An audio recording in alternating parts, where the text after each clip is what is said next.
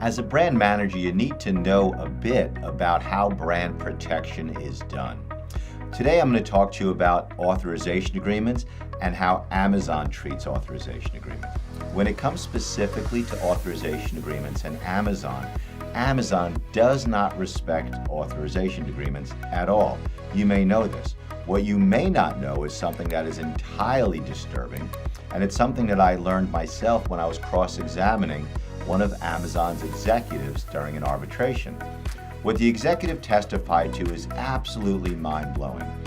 The training that Amazon staff gets in India, the people that read the Amazon intellectual property right complaints, they are taught that if the word authorization, if the word distribution appears in your complaint, they should disregard the entire complaint.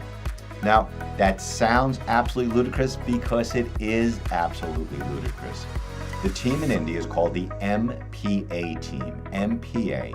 Their training is minimal at best. There are no lawyers supervising their work. There are no paralegals supervising their work.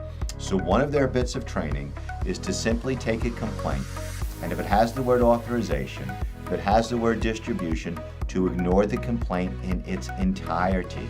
Even if the rest of the complaint is claiming counterfeit, outside the first sale doctrine, and all these other mechanisms that should hold weight when someone is evaluating one of your complaints.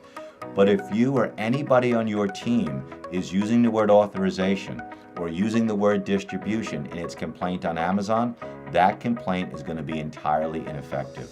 If you'd like to learn more about how we can help you protect your brand specifically on Amazon, contact me for a consultation. We can talk.